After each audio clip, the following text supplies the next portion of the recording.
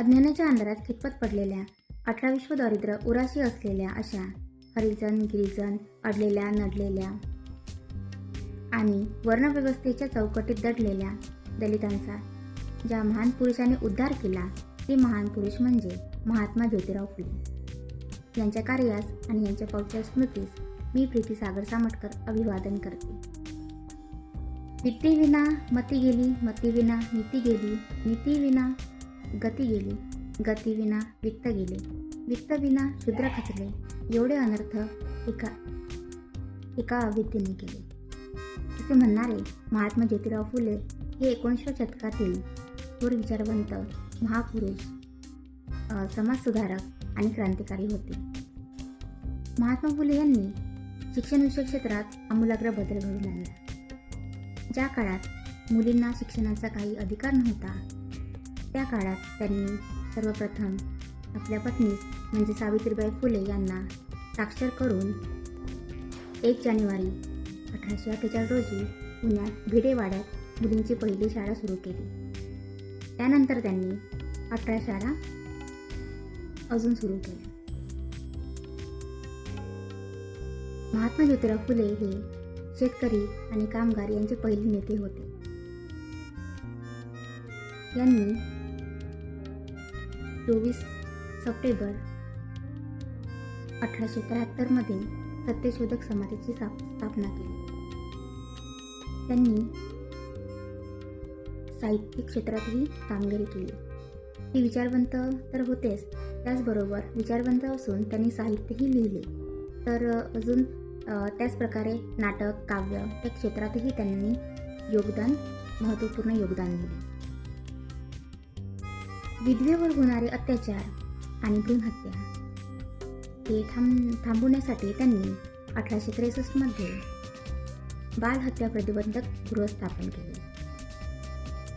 त्याचप्रमाणे शेतकऱ्यांच्या समस्या मांडल्या आणि विधवा पुनर्विवाहाला त्यांनी पाठिंबा दिला आणि बालविवाहाला त्यांनी विरोध केला. त्यांच्या या कार्यामुळेच 1888 मध्ये त्यांना महात्मा ही पदवी देऊन गौरवण्यात आले. महात्मा फुले हे पुण्यामध्ये नगरसेवक म्हणून त्यांनी उत्तम प्रशासकीय कार्य केले. स्वच्छता, पाणी पुरवठा, शाळा, त्याचप्रमाणे त्यांनी आरोग्य सुविधांवर सुद्धा भर दिला. महापालिकेत विधवा महिलांची शिक्षणावर निधी आणि दलितांच्या शाळा यांवर हे त्यांनी विचारात घेऊन एक उत्तम प्रशासकीय दर्जा त्यांनी तिथे आदर्श ठरवला. नंतर महात्मा फुले हे समाजसुधारक होते, त्याचबरोबर ते अर्थतज्ञ, शेअर मार्केट अभ्यासक होते. त्याचप्रमाणे ते उद्योजकसुद्धा होते, प्रशासक होते आणि अशा प्रकारे त्यांनी सामाजिक कार्याला बळ मिळण्यासाठी त्यांनी नवीन नवीन उद्योग सुरू केले.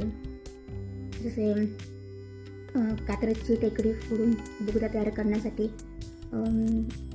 चुना त्यांनी पुरवला. त्याचप्रमाणे रेल्वे मार्गाचे काम घेऊन यशस्वीरित्या ते पार पाडले.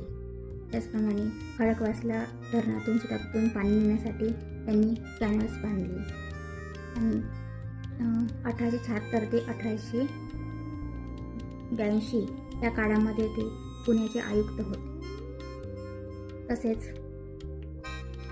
ब्रिटिश काळातील मंडईची दगडी इमारतही त्यांनी उभारली. टाइम्स ऑफ इंडिया या इमारतीचा कामातही त्यांचा मोठा वाटा आहे. त्याचप्रमाणे पुस्तकाची विक्री, प्रकाशन यामध्ये सुद्धा त्यांचा महत्त्वाचा वाटा आहे. अशा प्रकारे त्यांनी योगदान दिले आहे. म्हणून महात्मा ज्योतिराव फुले यांनी म्हटले आहे की प्रवाहाच्या विरुद्ध दिशेने तेच पोहू शकतात ज्यांचे निर्धार ठाम असतात, ज्यांना कुठले तरी ध्येय गाठायचे असते. एवढे बोलून मी माझ्या भाषणाला पूर्ण विराम देते. जय ज्योती, जय क्रांती. धन्यवाद.